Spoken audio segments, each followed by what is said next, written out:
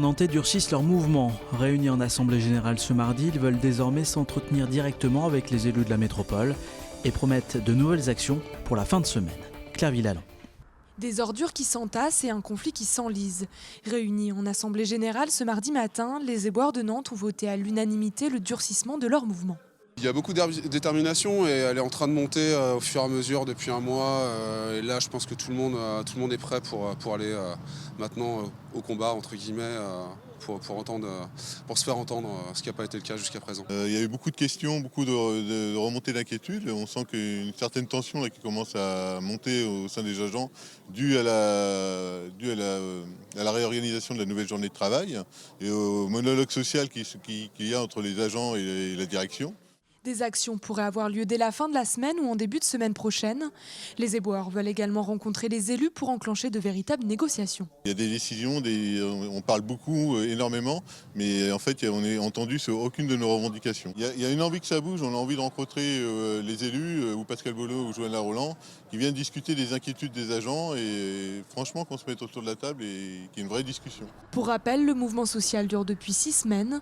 Les éboueurs sont en désaccord avec Nantes Métropole sur la réorganisation de leur journée de travail prévue à l'automne prochain. Candidate lutte ouvrière à l'élection présidentielle, Nathalie Arthaud était à Nantes en fin de semaine dernière où elle a fait salle comble. Benoît Valty. On nous dit que la lutte de classe est dépassée, mais elle est vécue tous les jours dans les entreprises.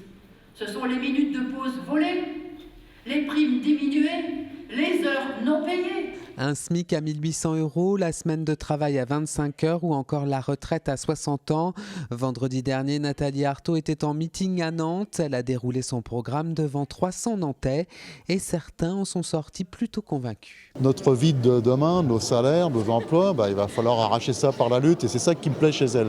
C'est qu'elle ne fait pas de fausses promesses, elle dit clairement qu'il faudra de la bagarre pour qu'on puisse obtenir des garanties. Quand on voit que la droite nous dit qu'en Allemagne c'est super alors qu'il y a beaucoup de salaires qui sont à 500, 800 €. Je veux dire, on ne peut pas vivre avec ça. J'ai envie d'entendre une autre voix, j'ai envie d'être mélangée avec des gens différents de ce qu'on voit sur les plateaux de télé. Le parti Lutte ouvrière compte une centaine de militants en Loire-Atlantique et Nathalie Arthaud espère conquérir de nouveaux électeurs. La candidate a salué Nantes comme un territoire de lutte et a réaffirmé son opposition au projet d'aéroport de Notre-Dame-des-Landes.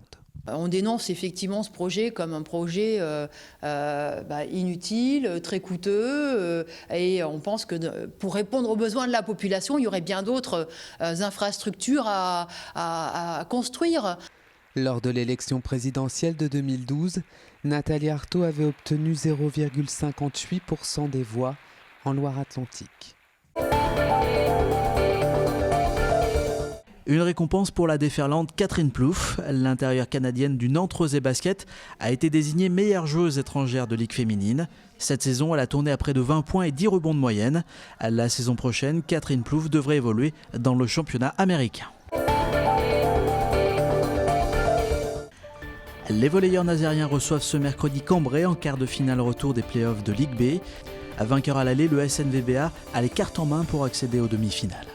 Il va falloir qu'on arrive à reproduire au moins la même chose pour l'emporter et que eux, je pense pas qu'ils nous ont pris à la légère, mais je pense que cette fois-ci, ils vont arriver vraiment en voulant démarrer très fort et en nous mettant une grosse pression tout de suite. Le danger, ça serait de penser qu'on a fait le plus dur, mais à mon avis, pour moi, le plus dur, il est maintenant, parce qu'eux, ils ont presque plus rien à perdre. Et ça va être un match dans notre salle, il va falloir qu'on fasse une belle prestation pour avoir une chance de gagner.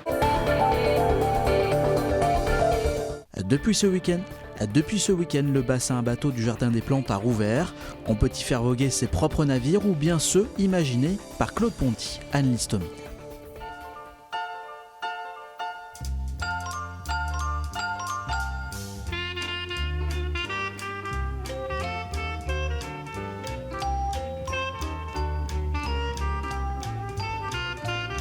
Il faut pousser, mais à un moment j'ai poussé fort, mais après il est tombé, il faut pousser doucement.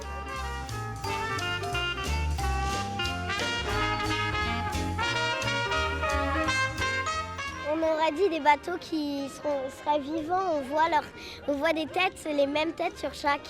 C'est des bateaux qui ont été dessinés par Claude Ponty et on les appelle les bateaux Ponty, mais bateaux B-A-T-O Tréma. Donc dans l'univers de Claude Ponty, quoi. Même si c'est tentant, la pataugeoire reste un endroit pour les bateaux et non pour la baignade. Elle n'est pas prévue en ce moment pour la baignade. La baignade, ça sera plus tard, ça va être pour cet été.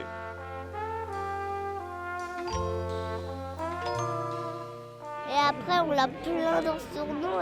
Et quand il y a plein d'eau qui arrive, on dirait qu'il y a un arc-en-ciel avec plein de couleurs.